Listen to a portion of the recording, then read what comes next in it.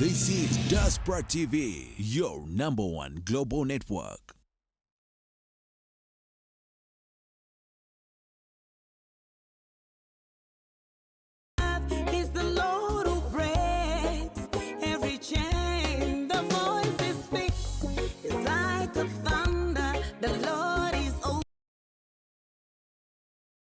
Hallelujah, mukama febaziwe banange abali ku cyberspace mbaniriza nnyo Musumba Saamu, Sister Frida, aboluganda mwenna mbaniriza nnyo mu linnya lya mukama Yesu Kristo. Mwebale kubeerako banange, munywedde mu kigambo, mbawulidde ng'ebibuuzo bibuuzibwa ne answers zijja. Musumba agambe tasobola kuddamu, agenda kukomawo ne answer.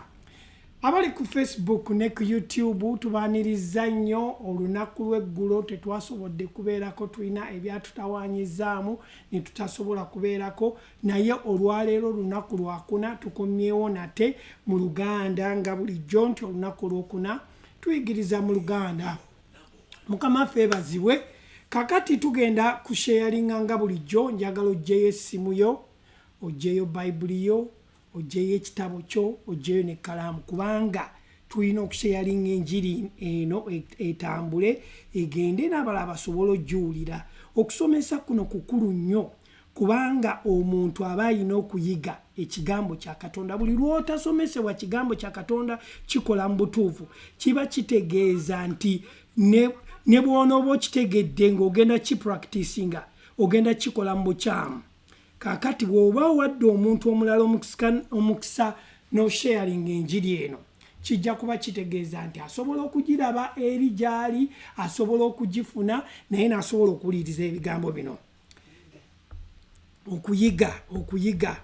Njagala ofuna akadakiika kano osharinge, atanaba kusubscribing, atanaba kulikinge, kubanga ekigambo kyagala kibeere nga kitambula eri abantu abalala. Olunaku olwaleero tugenda kweyongerayo mu maaso n'okuyigiriza kwaffe okuli ku butuukirivu. Tuli ku butuukirivu bwe twogerako.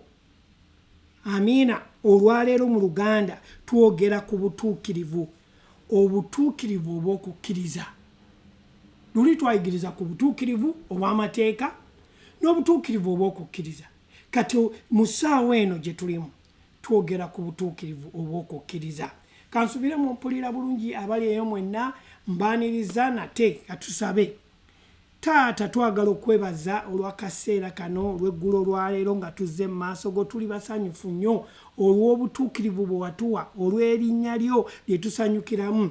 Ebyo tulwebaza kubanga tuli b'amaanyi mu kukkiriza, era tukwebaza nti olwaleero tugenda kumulisibwa amaaso gaffe n'ekigambo kyo, nga tufuna okutegeera n'okumanya, nga tufuna okubikkulirwa mu kigambo kyo, nga tusoma ebyawandiikibwa, nga tuyita mu Kristo Yesu oyo ye yabituwa. Twebaza ekigambo kyo kino ekyawandiikibwa kubanga bulamu ate muntu oyo Kristo. Twebaza buli kinoomu agenda okuloginga ku mukutu kuno okuyiga ekigambo nti afuna ettabaaza y'okutegeera mu kutegeera. Obwongo bwaffe bubikkulirwa ekigambo kyo. Neebaza eri abo bonna abatannaba kubikkulirwa kutegeera Kristo. Ke kaseera okuwulira enjiri, kubanga omuntu alokoka oluvannyuma lw'okuwulira enjiri. Olunaku olwaleero neebaza buli kinoomu afune omukisa ogw'okuwulira enjiri eno. Mu linnya erya Yesu Kristo Mukama waffe, buli omu n'agamba nti amiina. Twebaza mwenna abaloginze okuwulira ekigambo kya Katonda. Tugenda kuyiga, tuyigira wamu. Leero twogera ku butuukirivu obw'okukkiriza. Wiiki ewedde twayiga ku butuukirivu nti omuntu atuukirizibwa atya. Twasoma ekyawandiikibwa ekiri mu Baluumi 3:10 nga kigamba nti nga kyawandiikibwa nti tewali mutuukirivu n'omu. Tewali mutuukirivu n'omu. Kitegeeza oba tewali mutuukirivu n'omu, waliwo okutuukiriza, kubanga ekyaleeta Yesu Kristo kwe kufa okutuggyako ekibi. Yayambala omubiri ffe tusobole okubeera ki? Tusobole okubeera nga tutuukiridde. Mulimu ogwa Kristo ogwaggwa gwe yakola okuyita mu kufa n'okuziikibwa n'okuzuukira. Ffe tusobole okubeera abatuukirivu ate tusobole okubeera abalamu. Twali bafu nga tetunnaba kukkiriza Kristo okulokoka, twali bafu. Abooluganda njagala mukimanye. Ate ekirala kye mmaze okuyiga oluvannyuma lw'okuddayo okwekenneenya ebitabo bino, nti buli lw'osoma ebyawandiikibwa bino n'otabitegeera, gwe n'oyagala oteekemu endowooza yo, ogenda kufuna kirala nnyo. Gwe ogenda kufuna gwe kyoyagala, si omuwandiisi kyakola ki kyayagala owulire. Tugenda kutandika n'ekyawandiikibwa kiri mu Lubereberye. Kyekyo lwaki nasabye nti mujje n'ebitabo n'ekkalaamu. Omusomi yenna abeera n'ekitabo kyaki kuwandiika notisi nkulu nnyo nnyo, kubanga bw'oba omaze okulokoka ofuuka omuwolereza w'ekigambo kya Katonda. Wagenda kujjawo abantu bakubuuza ebibuuzo, lwaki oli mulokole? Kati bw'oba wasomesebwa eri gye wasomera ne bakubuuza ne bakuwa ansa lwaki oli mulokole, bw'oba tokijjukira ng'oddeyo mu bitabo. Kyekyo lwaki tulina ne Bayibuli. Bayibuli yatuwandiikirwa tusobole okumanya, tugisome tumanye oyo awandiise. Kati owooluganda mpuliriza olwaleero, kyekyo lwaki nagambye ojje n'ekkalaamu n'ekitabo, kubanga ogenda kuyiga. Yatuwandiikirwa tusobole okuba nti tutegeera ki Katonda kyayagala gye tuli. Amiina. Ki Katonda kyayagala gye tuli. Kaakati si gwe kyoyagala. Amiina. Kati gwe olina okubeera w'owandiika notisi zo n'obeera nti oddayo okuzikola ki ozisoma. Lubereberye essula 15 nnyo olw'omukaaga lugambye lutya? Nakkiriza Mukama n'akumubalirwa okuba omutuukirivu. Ibulayimu yakkiriza ani? Mukama n'akumubalirwa okuba omutuukirivu. Olwo tusoma ki? Tusoma ndagaano nkadde. N'akumubalirwa okuba omutuukirivu. Ekigambo kino, ekigambo ky'okugamba nti omutuukirivu kikozesebwa mu Bayibuli, naye mu bantu abagenda mu ssomero ly'okusoma kye bayita first law of mention, etteeka erisookebwako lye liriwa lye njagala okwogerako olwaleero.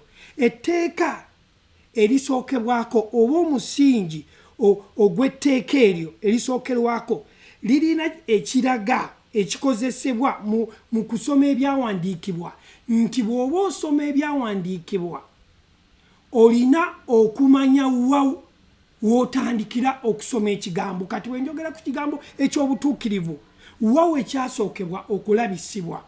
Kyasookebwa okulabisibwa nti Ibulayimu yakola ki? Kyamubalibwa okuba ki? Omutuukirivu. Kati kiba kitegeeza nti enjigiriza ey'okutegeera ekigambo kino obutuukirivu, oba olina okumanya wekiva olyoke okitegeere, olyoke omanye wawe kisinziira, okumanya doctrine eno yaki ey'obutuukirivu. Nti ekigambo kino kiba kigambo kigenda kusumululwa bulungi osobole gwagenda okukiyiga okukimanya, nti oluvannyuma omuntu bw'amala okukkiriza Kristo aweebwa obutuukirivu. Bw'omala okukkiriza Kristo, kati ngenda kwawulamu mu ndagaano enkadde, Ibulayimu yaweebwa obutuukirivu oluvannyuma lw'okukola ki? Lw'okufuuka. N'afuuka oluvannyuma lw'okukkiriza, kyamubalirwa okuba omutuukirivu. Kyava kwani? Ku Ibulayimu. Kaakati tugenda kukebera mu byawandiikibwa, kuba ebyawandiikibwa bye byogera gye tuli. Amiina. Era tugenda kulaba mu byawandiikibwa Ibulayimu nga bannyonnyola ne omutume Pawulo bwe yali annyonnyola ku kigambo kino eky'obutuukirivu. Tugende mu Baroma, Abaluumi essuula 4, tuve ku lunywa olusooka paka ku lw'omusanvu. Abaluumi essuula 4 abaakatwegattako twogera ku butuukirivu obw'okukkiriza bwe twogerako kati mu kaseera kano. Agambye atya mu Baluumi essuula 4 okuva ku lunywa olusooka paka ku lw'omusanvu? Kale kiki kye tunaayogera Ibulayimu jjajjaffe mu mubiri kye yalaba?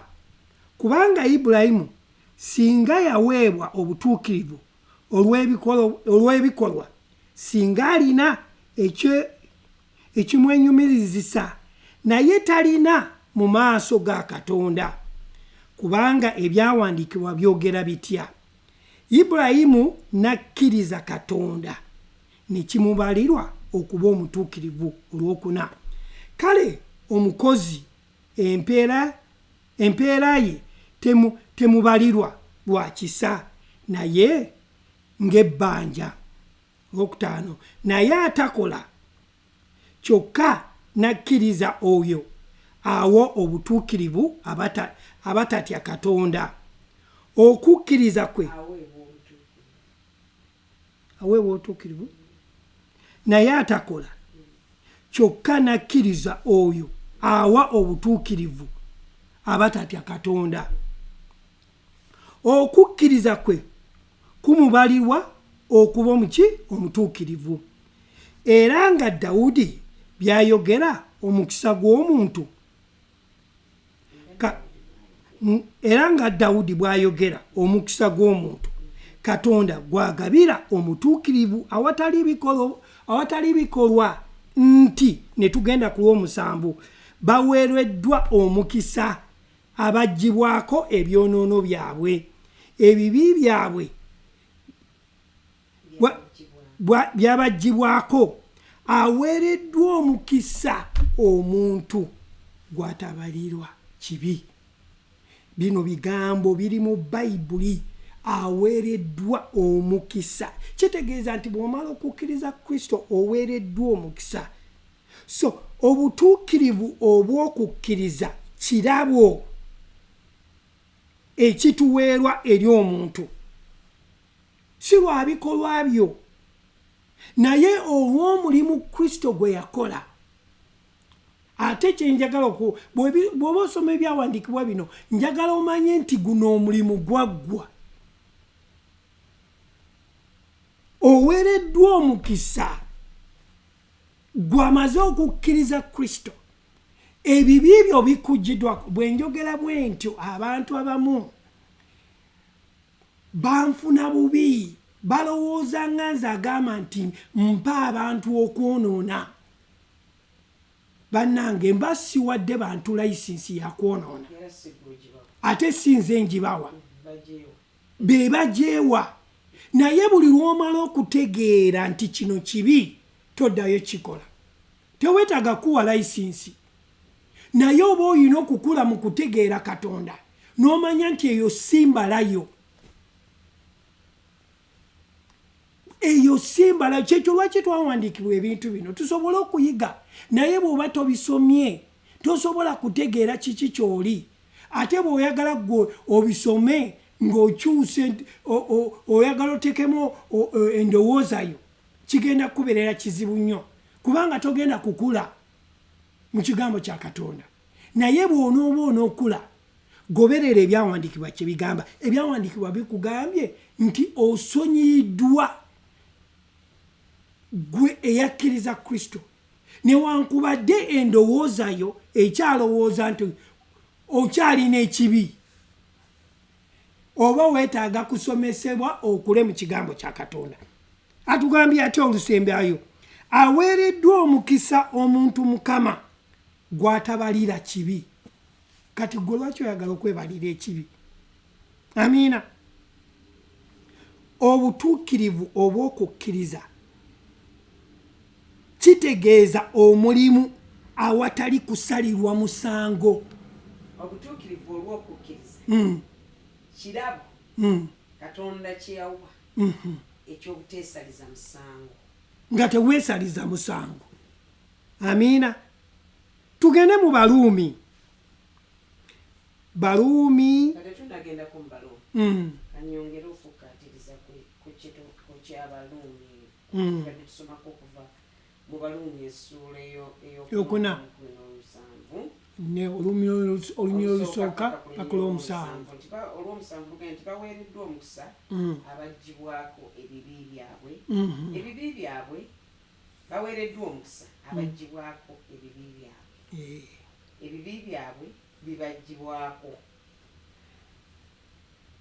Abaweereddwa omukisa aweereddwa omukisa omuntu Mukama gw'atabalira bibi bye. So obutuukirivu buno bwe tuweebwa tubuweebwa lwa kukkiriza. Kubanga bwe tusoose okusoma olunyiriri olusoose tugenda kale kiki kye tunaayogera Ibulayimu jjajjaffe mu mubiri kye yalaba. Kubanga Ibulayimu singa yaweebwa obutuukirivu olw'obikolwa singa alina ekyokwenyumiriza naye talina mu maaso ga Katonda. Kiba kitegeeza nti obutuukirivu bwe tulina tebuba butukuvu bwaffe. Kubanga singa Ibulayimu yayina kyekyokweyumiriza yandibadde akyenyumiriza. Naye ebyandikwa bitugambye bitya? Bitugambye nti kubanga ebyandikwa byogera bitya ti Ibulayimu yakkiriza Katonda n'aweebwa ne kumubalirwa okuba obutuukirivu. Kati yakkiriza Katonda teyeenenya. Naye Katonda bwe yamubuulira enjiri n'akkiriza. Bwe yakkiriza n'abalirwa obutuukirivu. Amiina. Era Yokaana 3:16 etugambye Katonda bw'ayagadde ensi n'awaayo omwana we. Buli amukkiriza kati tulina okugenda n'ebyawandiikibwa nga bwe byogera. Singa ffe okuteekamu endowooza zaffe. Amiina. Ebyandikwa bitugambye nti omuntu bw'akkiriza omwana wa Katonda ono aweebwa obulamu. Kati yandi tugambye nti amusooke mwenenye obutuukirivu naye tumala kukkiriza. Kubanga okuyita mu kubuulirwa enjiri ejja gyeri kikyereeta ereeta okwenenya mu mitima gyaffe kuba nti tukkiririza mu ssaddaaka Katonda gye yawa. Kyembudde tubagamba nti guno omulimu gwaggwa. Omulimu ogwaggwa nti Katonda bw'ayagadde ensi n'okuwaayo n'awaayo omwana we. Buli amukkiriza. Kati kye tusomako olwaleero wano okulaba obutuukirivu buno bwe tulina mu kukkiriza. Yensonga lwaki omukristaayo omuntu yenna yazaalibwa omulundi ogwokubiri alina okusomesebwa okutegeera. Amiina. Okuba nti yeetegeera omuntu ono gwe yakkiriza. Kubanga bulijjo tuzze tubogera nti ekigambo kino kye tuyita ekigambo kya Katonda muntu ye Yesu Kristo. Kati tuyiga embala ye n'obugagga bw'ekisaaki nga bwe buli obw'okutwagala. Bali nti Katonda bw'ayagadde kubanga Katonda ayagadde ensi si kanisa kubanga ayagala nsi. Kati mu kuyita mu kwagala ensi n'awaayo omwana w'omuyekka mu kwagala kwe kubanga ayagala omuntu gwe yatonda. Kati ayagala okumununula naye waliwo engeri gy'ateekawo ey'okumununula ey'omwana ono Kristo nti buli amukkiriza alimu okubula abeere n'obulamu obutaggwaawo alimu okubula. Kati obulamu obutaggwaawo ebyokuyigiriza bungi. Obulamu obutaggwaawo ofunirawa? Tugende mu maaso. Abaluumi nga tukyagenda mu Baluumi tugambye nti obutuukirivu obw'okukkiriza kirabo eky'obutasalirwa musango. Era omuntu ono engeri gy'aggyibwako ekibi y'engeri Kristo gye yasasulira ekibi kino. Amiina. Kati ekibi ekyo kye yasasulira aweebwa ekirabo eky'obutasalirwa musango kye bayita eky'obutuukirivu. Amiina. Abooluganda abakatwegattako tuli kuyigiriza obutuukirivu obw'okukkiriza. Okukkiriza kye okukkiriza Yesu Kristo okufa kwe okuziikibwa kwe n'okuzuukira. Ekyo kye twogerako olunaku olwaleero n'olyoka oweebwa obutuukirivu ekirabo eky'obutuukirivu okweyongera okumanya n'okutegeera obulungi. Tugende mu Baluumi essuula 8 olunyiriri olusooka n'olwokubiri. Balumi essula 8 olunywa olusooka ebigambo bino kyava Pawulo abirumirizaako nti okussa ekimu okukkirizako kulyoke kukole kutya olina okukkiriza kino ekiwandiikiddwa agambye bw'ati mu Baluumi kale kaakano tebaliiko musango abali mu Kristo Yesu. Muwulira ebigambo bino kubanga etteeka ery'omwoyo gw'obulamu mu Kristo Yesu lyamufuula ow'eddembe okuyinza mu tteeka ery'ekibi n'ery'okufa. Tebaliiko musango. Kaakati goddeeyo n'otandika okwesalira omusango nga ggwe omanyi nze mwami mubiru nayonoona simanyi oba Yesu agambye tebaliiko musango. Kati kiba kijja kwetaagisa oddeyo osome okkirize bino ebigambo ebiwandiikibbwa otandika obitwala mu mbala gye birimu otandika okutambuliramu ekyo ng'okirowoozaako osobole okutegeera. Agambye nti kale kaakano tebaliiko musango abali mu Kristo Yesu kubanga etteeka ery'omwoyo ogw'obulamu mu Kristo ogw'obulamu mu Kristo Yesu lyanfuula ow'eddembe okuyinza mu etteeka ery'ekibi n'okufa. Ekitegeeza nti omuntu yenna bw'amala okukkiriza Yesu Kristo aweebwa obulamu obutaggwaawo, aweebwa omwoyo guno ogumufuula obulamu nga guva mu Kristo, ogwo gumufuula ow'eddembe. Kati omuntu bw'amala okulokolebwa ateekwa okumanya, ateekwa okuyigirizibwa endowooza ye kubanga omutima gwe guba gumaze okukkiriza ng'omwoyo wa Katonda, omwoyo wa Kristo y'omu kiri kimu, omwoyo wa Katonda, omwoyo wa Kristo ali omu nga ayingidde mu ye. Atandika okusomesebwa okumanya nti omwoyo guno kubanga etteeka ery'omwoyo ery'obulamu mu Kristo lyamufuula wa ddembe, etteeka ery'omwoyo w'obulamu lyamufuula wa ddembe ow'obulamu kubanga amaze okukkiriza.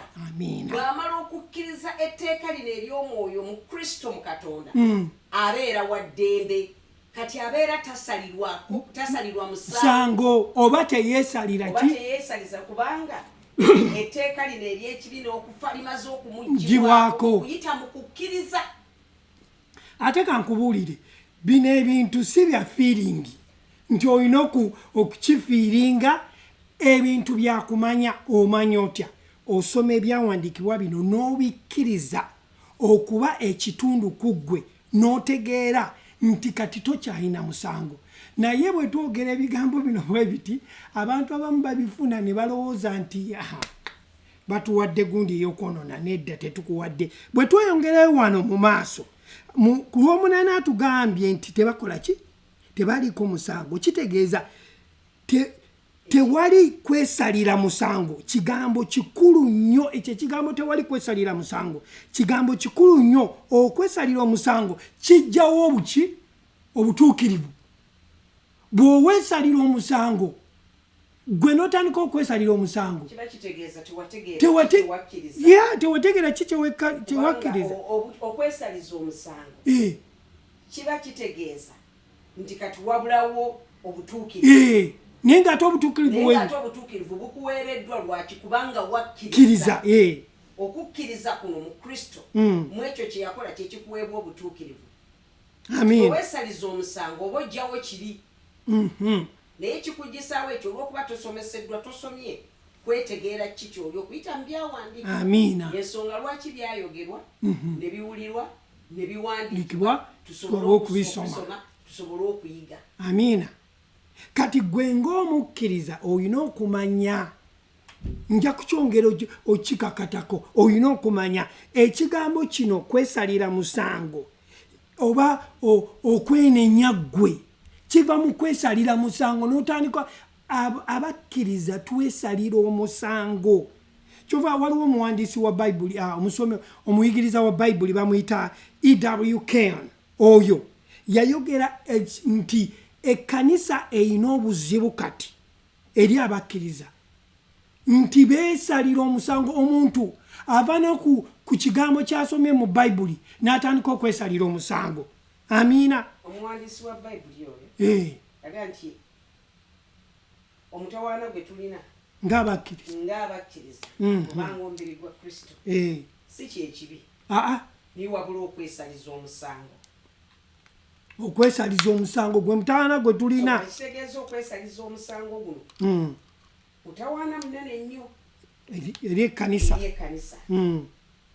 Nti bwe tuba twesaliza omusango buli ddakiika ng'ate ebyandikwa bitegeezezza tebaliiko musango aba Kristo Yesu, kiba kitegeeza nti tuba tunafuya endowooza yaffe nga tugifuula okuba ennafu era nga tufuuka abantu ababeera nga buli kiseera tunakuwala olw'okuba tetumanyi kye tuli. Amiina. Kubanga omuntu atamanyi kyali ye buli kimu kimuggyako waya, ye buli kimu kimutama kubanga tamanyi kyali, tamanyi mbala ye, tamanyi kikyali. Naye omuntu eyakkiriza Yesu Kristo n'abeera ng'asomesebwa n'abeera ng'ategeera okwesaliza omusango kuvaawo kubanga ebyawandiikibwa bimugambye nti afuuse ekitonde ekijja. Amiina. Bw'amala okukkiriza Kristo aweebwa obulamu obutaggwaawo. Amiina. Afuuka ekitonde ekijja.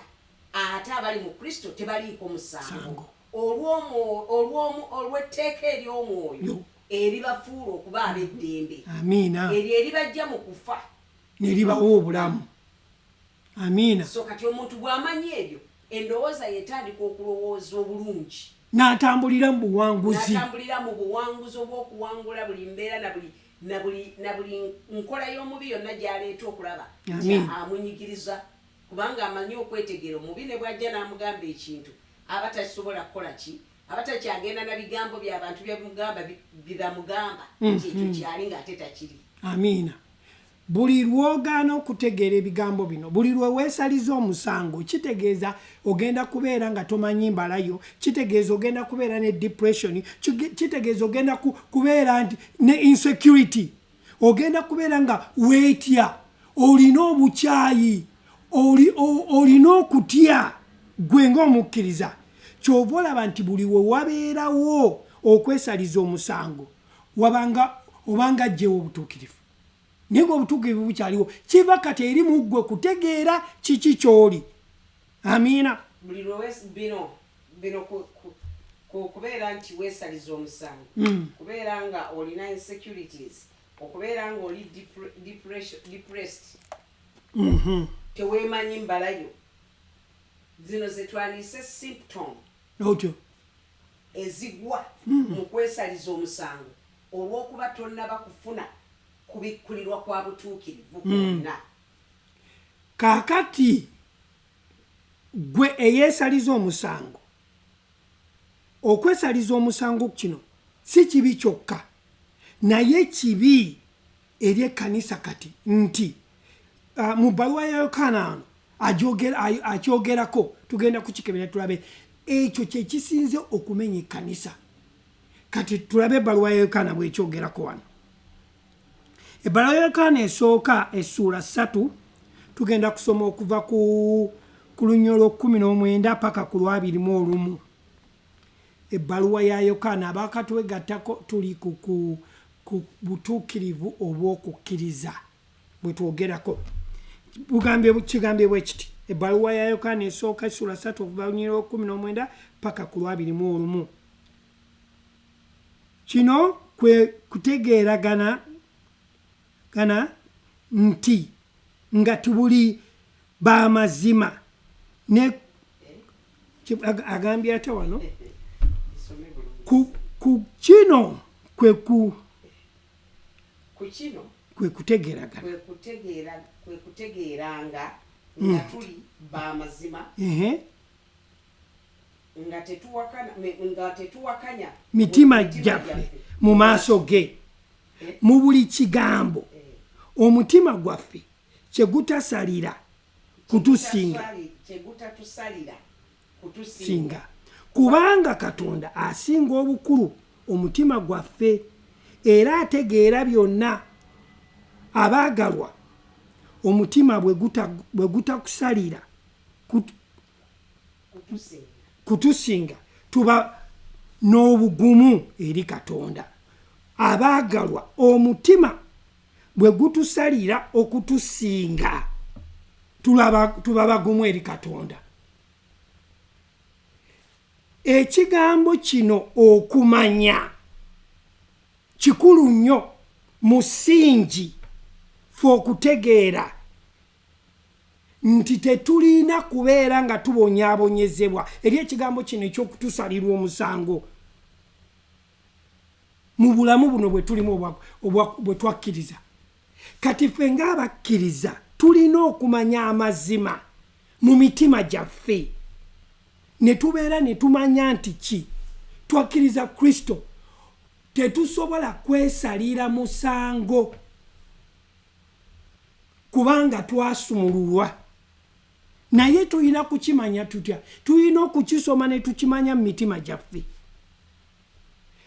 Okumanya kuno kwe kutuwa okutegeera nti tetuliiko kunenyezebwa, tetuliiko kwesalira musango, tetuliiko kubeera nti tulina inferiority complex, tetuliiko butamanya mbala zaffe.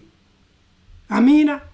Nti bwe tuba tutegedde amazima ge tutambuliramu, naye kiva mu kumanya, kubanga endowooza zaffe zitulimba nnyo, naye bw'omanya mu mutima gwo n'osoma ekigambo kino n'okitegeera, kitegeeza ogenda kitambuliramu.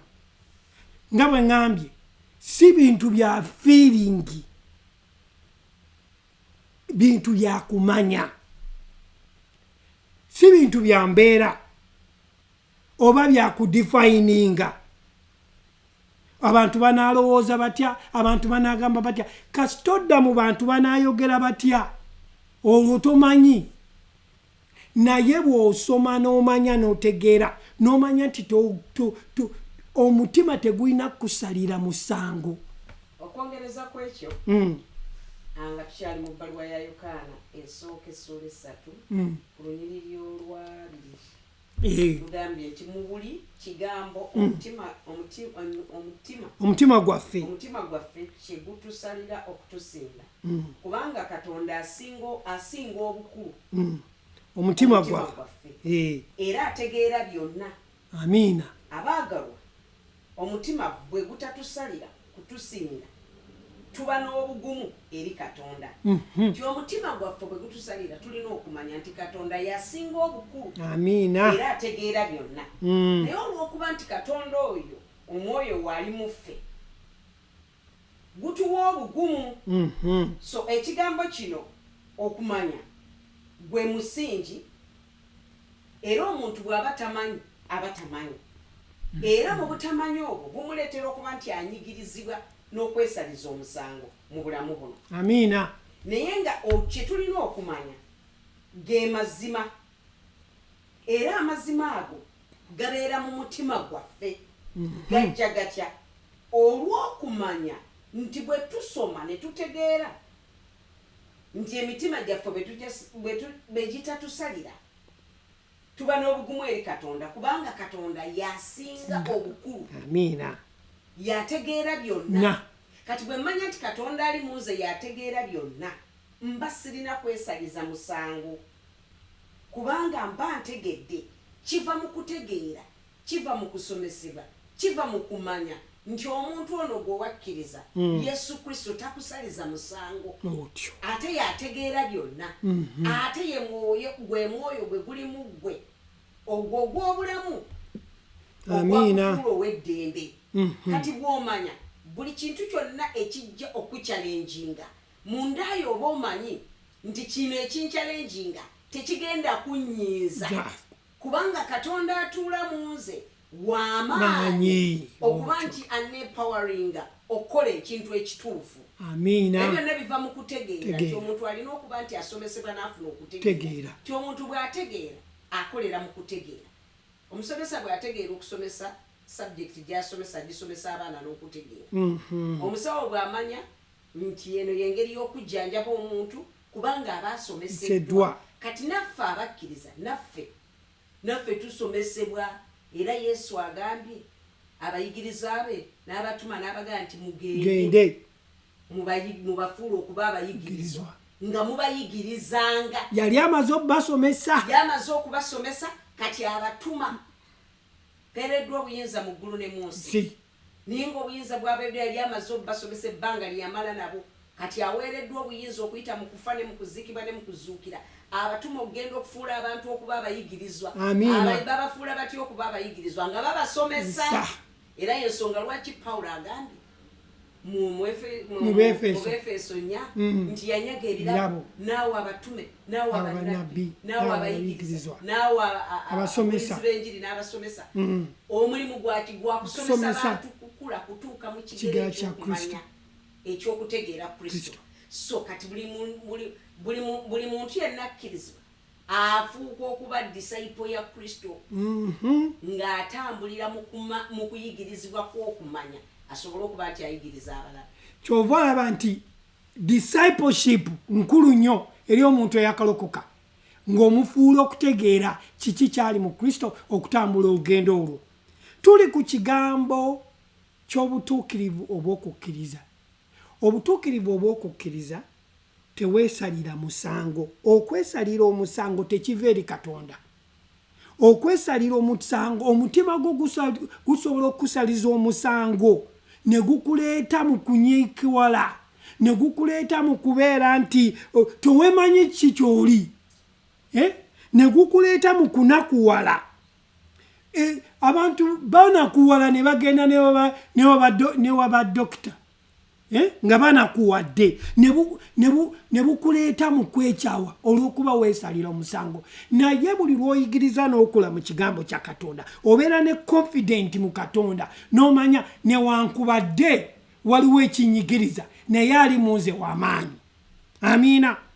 Kubanga essanyu ly'olina wenjoyinga obulokozi buno bw'olina mu Kristo oba otegedde nti guno omutima kye gukusalira tekisinga oyo ali mu ggwe.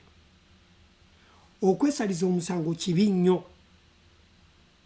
Kiba butategeera kiki ky'oli nga ggwe omukkiriza.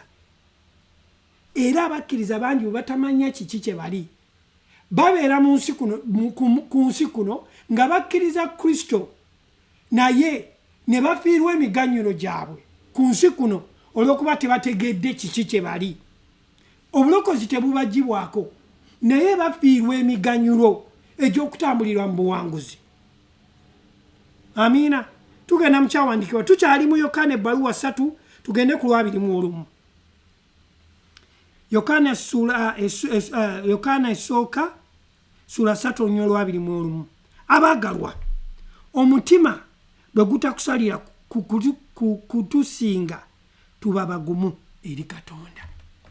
Omutima tegusobola kusinga Katonda.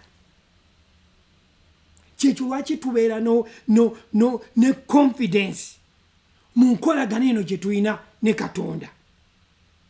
Enkolagana nkulu nnyo naye enkolagana tegenda kujja nga tomanyi. Abooluganda tegenda kujja nga tomanyi. Waliwo okutegeera, waliwo okumanya eva mu kusoma byawandiikibwa. Agambye lwabiri mu olumu nga tuluddamu tukaatiriza kyabaagalwa omutima bwe gutatusalira kutusinga tuba n'obugumu eri Katonda. So obugumu bwaffe buva eri Katonda olw'enkolagana gye tulina nayo olw'enkolagana gye tulina naye. Obuvumu buno bututwala mu kifo omutima obutatusalira musango olw'okuba tutegedde ki kye tuli mu Katonda nti Katonda yategeera byonna ate yatuwa omwoyo oyo ow'obulamu atufuula ow'eddembe.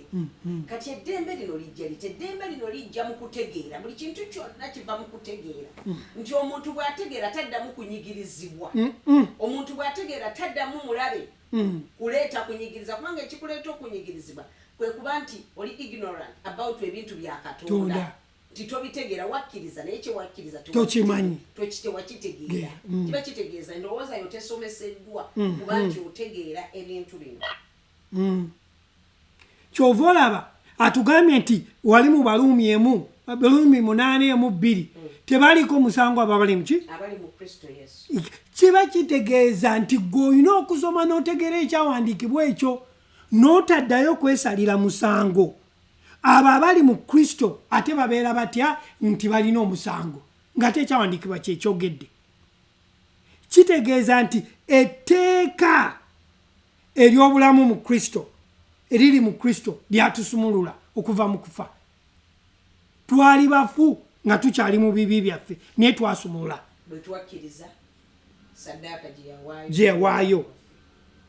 Kati tuli basumulule. Etteeka ery'okufa lyali lutisibye. Etteeka ery'okufa lyali lutisibye. Etteeka ery'obulamu obw'omwoyo wa Kristo lyatusumulula ne litufuula abalamu mu ye. Nga tetusalirwa musango. Musango omusango ogwaleeta okufa ogw'ekibi kubanga yatwala ekibi kyaffe ffe tusobole okubeera abalamu. Ekyawandiikibwa ekirala nabagambye mujje n'ebitabo ndeeta ebyawandiikibwa Yokaana essula 5:24. Yokaana essula 5 abako twegattako tuli mu butuukirivu obw'okukkiriza bwe twogerako olunaku olwaleero bwe tuyigirizaako. Ddala ddala mbagamba nti awulira ekigambo kyange n'akkiriza oyo eyantuma alina obulamu obutaggwaawo so talijja mu musango. Haleluya! Naye ng'avudde mu kufa okutuuka mu bulamu. Nkyambira olina kyokyogerako. Ddala ddala mbagamba nti awulira ekigambo kyange n'akkiriza oyo eyantuma. Olina kukkiriza ani? Yesu Kristo. Alina obulamu obutaggwaawo. Bwe tuba n'obulamu obutaggwaawo kiba kitegeeza tuba tetuli mu musango.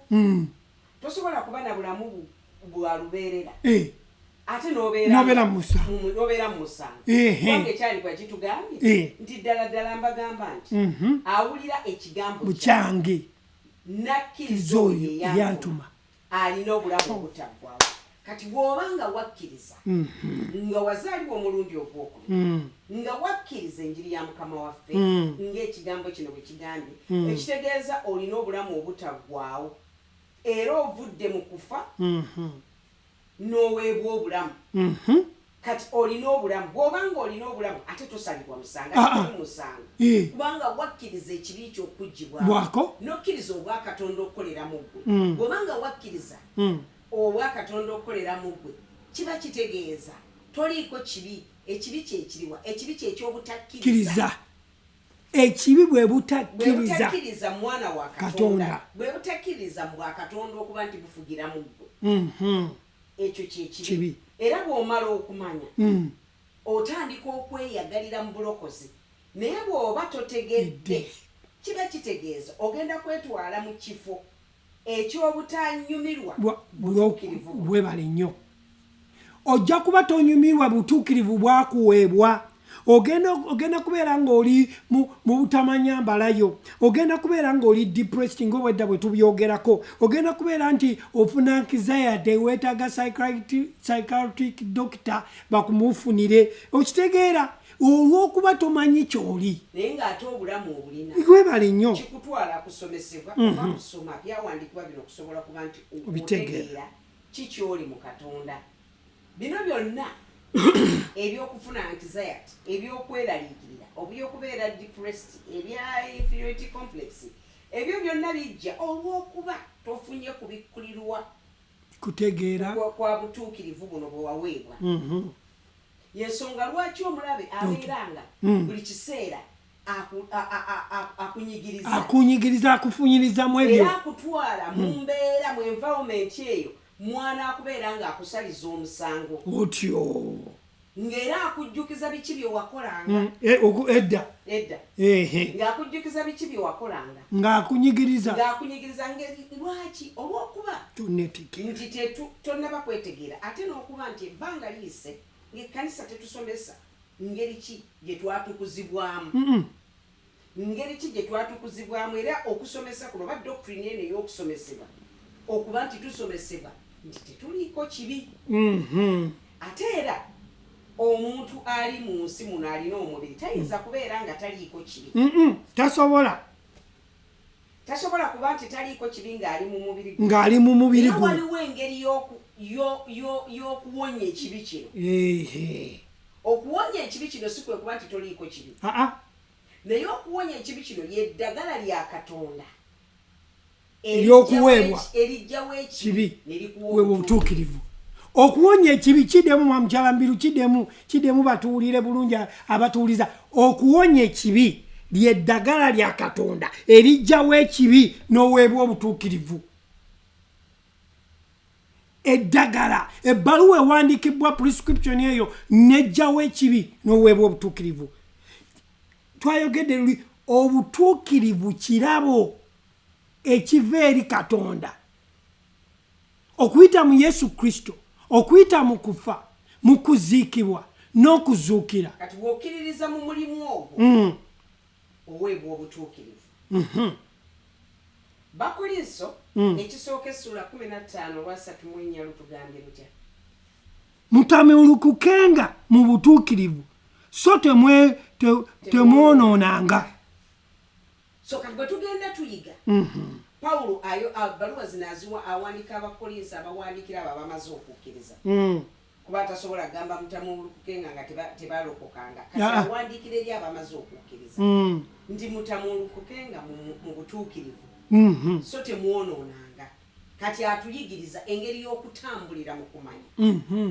Fe abamaze okukkiriza kubanga obutuukirivu tumaze obuweebwa. Kati bwe tubanga obutuukirivu tumaze obuweebwa kati tulina okumanya engeri y'obutambuliramu. Amina. Temuva mu bikolwa. Temuva mu kukkiriza. N'otandika okutambula olugendo nga otegeera bwe tumala okuyingira wano mu US tulina amateeka ge tukwata ag'okutambuliramu agakuumibwa agateekebwawo seeno mwe tutambula ku bwa Katonda okuyita mu bulokozi. Olina principles za Katonda z'olina okutambuliramu.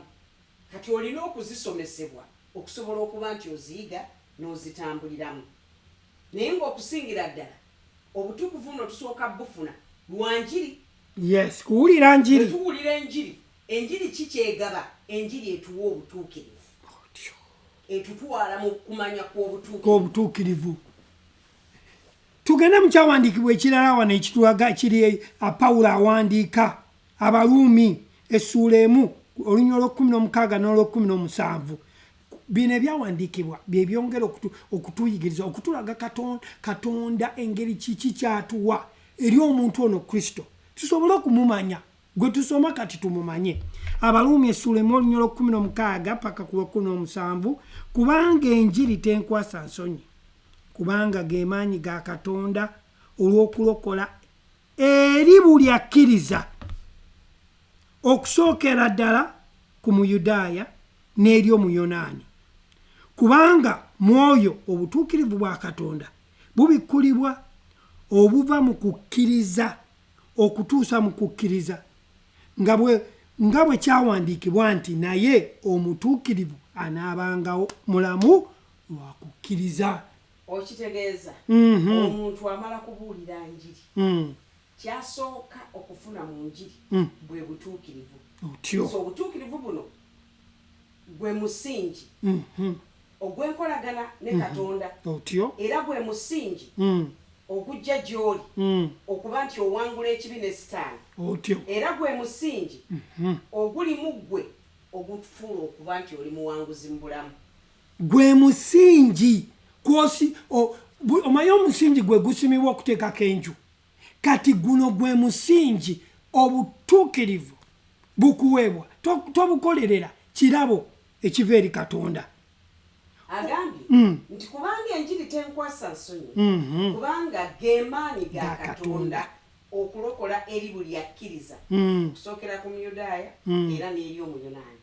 Kubanga mwoyo obutuukirivu bwa Katonda bulabikibwa okuva mu kukkiriza okutuusa mu kukkiriza. Okuva mu kukkiriza okutuusa mu kukkiriza nga bwe kyawandiikibwa nti naye omutuukirivu anaabeeranga mulamu lwa kukkiriza. So kati omutuukirivu abeera mulamu lwa kukkiriza.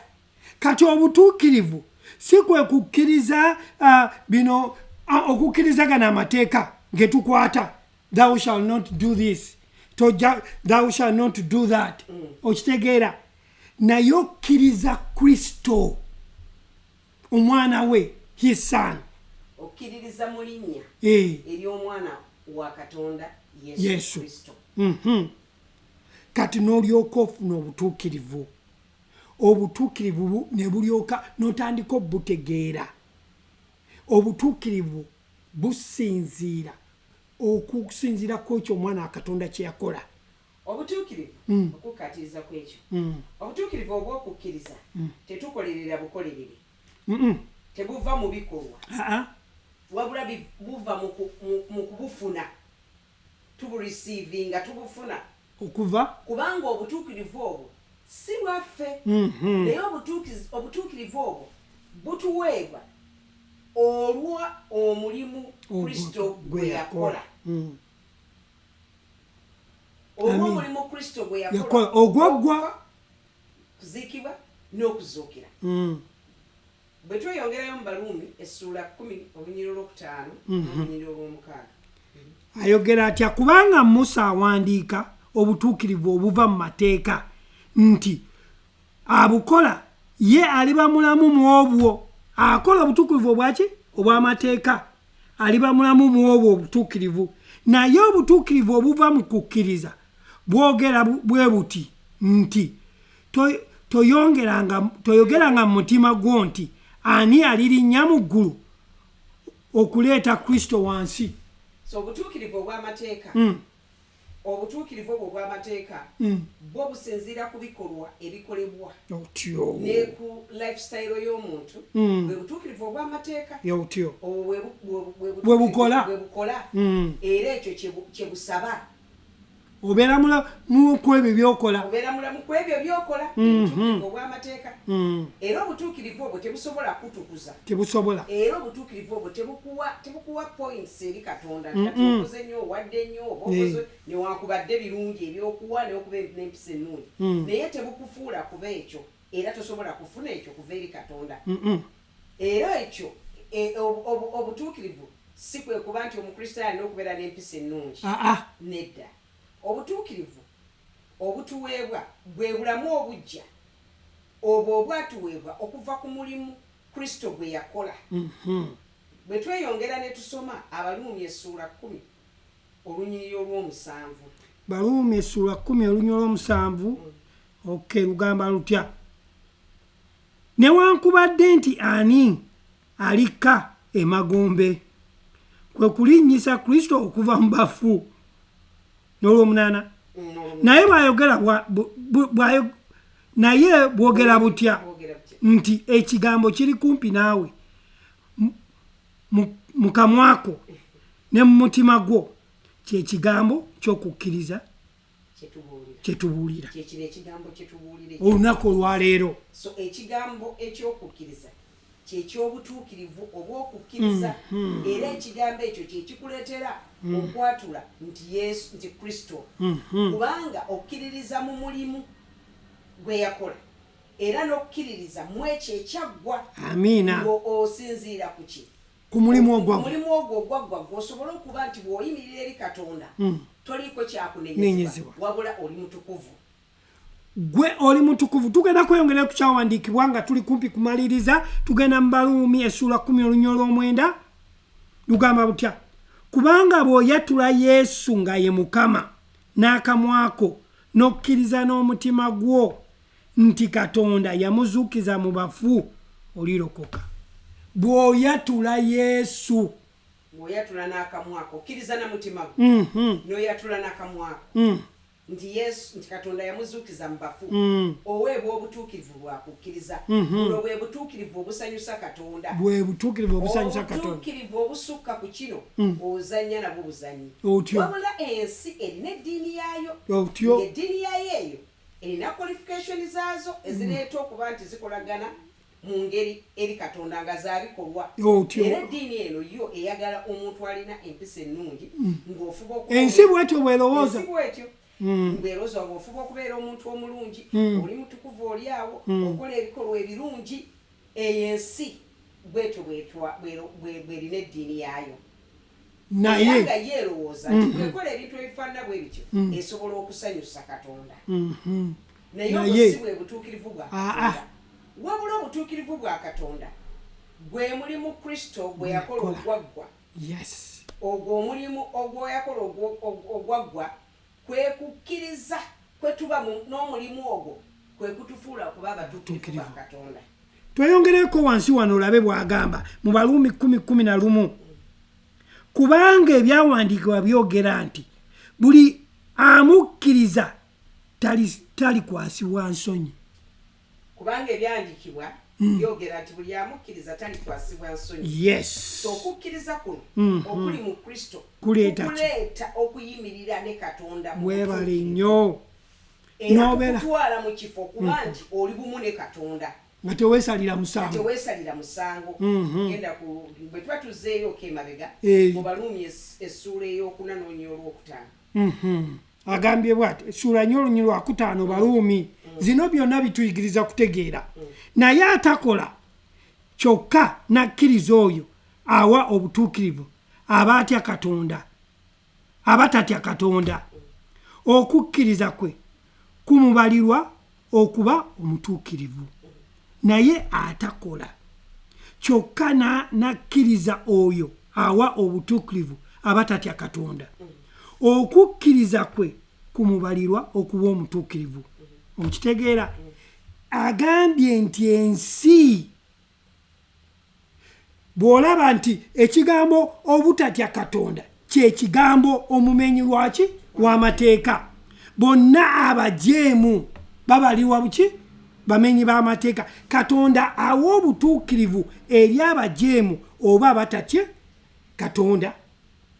Okwongera okikkaatiriza kyekigambo ekyobutatya Katonda kyekigambo ky'obumenyi bw'amateeka eri Katonda era abantu abajeemu eri Katonda naye Katonda atukuza abo abamenyi b'amateeka n'abatatya Katonda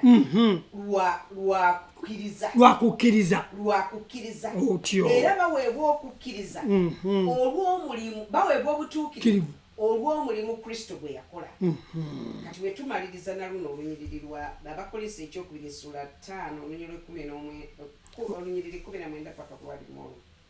Katonda tuli mu Bakoliso ekyokubiri essuula 5 tusoma olw'19 n'olw'21. Katonda yali mu Kristo ng'atabaganya ensi naye yennyini nga tababalirwa byonoono byabwe era nga yatuteresa ffe ekigambo ky'okutabaganya atamanya kibi n'amufuula ekibi ku lwaffe ffe tulyoke tufuuke obutuukirivu bwa Katonda mu ye. So atamanya kibi yafuuka ekibi ku lwaffe yafuuka ekibi ku lwaffe Yesu yafuuka ekibi ku lwange ne ku lulwo tusobole okuba nti tusonyiibwa. Amiina. Kati ebibi ebyakolebwa edda n'ebibi by'olwaleero n'ebibi ebigenda okujja byonna yabimaliriza. Kati abasinga obungi bagamba nti ekigambo ekyo bwe kyogerwa bwe kityo kibanga ekitegeeza nti omuntu oba omuwadde olukusa olw'okwonoona abantu boonoona nga teri abawadde lukusa wabula twogera ku butuukirivu obw'okukkiriza buno obuweebwa omulimu Kristo gwe nti buweebwa lwakukkiririza mu ekyo kye yakola gwe bw'okkiriza nti Katonda yaleeta Yesu kubanga ebyandikwa bitugambye nti Katonda yali mu Kristo ng'atabaganya ensi naye yennyini nga tagibalira byonoono byabwe era eyatukwasa ffe ekigambo eky'okutabaganya. Amiina. Oyo atamanya kibi yafuuka ekibi ku lwaffe tulyoke tufune obutuukirivu obwa Katonda mu ye. Kati obutuukirivu tubufunira mu ye ate Katonda ekibi takizannyisa. Katonda ye Katonda omwenkanya era buli kyakola akikolera mu bwenkanya. Katonda ta overlookinga kibi takibuusa maaso. Katonda si ye Katonda atali omwenkanya. Katonda mwenkanya twogerako ono Katonda mwenkanya. Amiina. Era akolera mu bwenkanya. So ekibi takibuusa maaso naye ekibi akikola ki? Ekibi akibonereza atya akibonereza ng'akyessaako akyeteekako ye kyava yafuuka ekibi ku lwaffe ffe tusobole okuba abatuukirivu era ekibi ekyo engeri gyakibonerezaamu yesu ye yafuuka saddaaka ey'akaliga akajjawo ebibi ku lwaffe. So yesu yafa ku lwaffe, yawaayo obulamu bwe ku lwaffe. Amiina. Kati oyo ataagaana mwana we ye naye n'amuwaayo ku lwaffe ffenna era tatugabirira bintu talitugabira ebintu byonna wamu naye.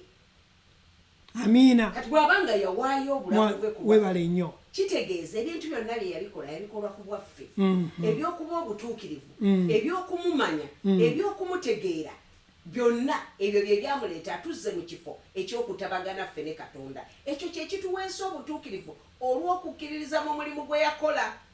Kati enjawulo eriwo eri bweti nga tumaliriza olunaku olwaleero nti mu ndagaano enkadde Ibulayimu yakkiriza Kristo ne kimubalirwa okuba ki omutuukirivu. Mu ndagaano empya tukkiriza mu ekyo Yesu Kristo kye yakola ne tuweebwa ki obutuukirivu. Olabye enjawulo eriwo. Ibulayimu yakkiriza bukkiriza ne kimubalirwa naye ffe ab'omulembe guno ogwa Kristo okufa n'okuzuukira n'abeera omulamu tukkiriza mu mulimu gwe yakola ogw'okufa n'okuzuukira. Oyo atamanya kibi yafuuka ekibi ffe tusobole okuba abatuukirivu. Abaluganda twagala obebaza olunaku olwaleero, twebaza mwenna okuwaayo akaseera okujja okuyiga naffe, era twebaza Diaspora TV okutuwa omukisa guno gw'okubuulira enjiri. Abali ku cyberspace tubaaniriza nnyo, mwebale kubeerako, era kamukyalambirwa tugalirewo n'okusaba tugende mu maaso. Kitaffe omutukuvu tukwebaza akawungezi k'olwaleero ekigambo kino kyetuva okugabana n'abooluganda. Tuyinza obulamu bwa buli kinoomu abadde awulira akawungezi k'olwaleero nga tukkiriza nti ekigambo kino ekyokuba omutuukirivu olw'okukkiriza kirabisiddwa gye bali, kibikkuliddwa gye bali, nga bakkiriza kati akawungezi k'olwaleero nga tebagenda kuddamu kusalirwa musango, kubanga okubikkulirwa kwa Katonda mu Kristo kulabisiddwa gye bali, nti bakkiriza mu kufa n'okuzikibwa n'okuzuukira okusobola okuba abalamu. Nti era ye atamanya kibi yafuuka ekibi ku lwaffe ffe tusobole okubeera abatuukirivu. Taata tukwebaza nti olwaleero bagenda nga balina right conscious nga bakkiriza nti balamu, nga bakkiriza nti batuukirivu, tibaweebwa obulamu obutaggwa. Kitaffe ayinza byonna tukwebaza ti ekigambo kino kikula Mukama Taata okuba nti ate kibala ebibala ebiva mu Kristo eby'obulokozi. Taata tukwebaza n'eri abantu bonna abayita mu kunyigirizibwa tubateeka mu mikono gyo, eri abo abalwadde akawungezi k'olwaleero tubateeka mu mikono gyo, nga tukkiriza nti omukono gwo oguwonya we guli, era nga buli kizimbe kitaffe kyatasimba kisimbulwa. Buli ndwadde zonna ezireeta okunyigiriza, bifuba, ssenyiga, korona, byonna tubigobera wala mu linnya erya Yesu omwana wa Katonda omulamu, ne tukkiriza amaanyi agawonya okuba nti gatambulira mu mibiri gyabwe. Eri abo abalina obwetaaga akawungezi k'olwaleero tukkiriza nti Katonda oteekawo embeera eziba favoringa Mukama Taata okufuna omulimu, okubaako kye bakola, okubeera nga bakonectinga n'abantu abatuufu, okuba nti wabeerawo ekikolebwa mu bulamu bwabwe. Taata tukwebaza era nga tukkiriza nti bwe tusaba owulira. Weebale nnyo Yesu, tusabye mu linnya lya Mukama waffe Yesu. Amiina. Amiina nnyo abooluganda, tubaaniriza nnyo, ate tujja kudda next week buli lwakusatu twogera mu luzungu okuva ku saa 2 paka saa 3, n'olwokuna mu Luganda okuva ku saa 2 paka saa 3. Mubeere bulungi, mujjukire nti Yesu afuga mu bulamu bwaffe. Be blessed. This is Diaspora TV, your #1 global network.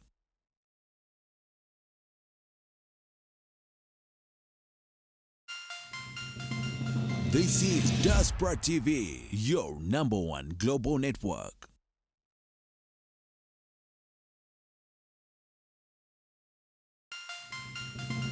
This is Diaspora TV, your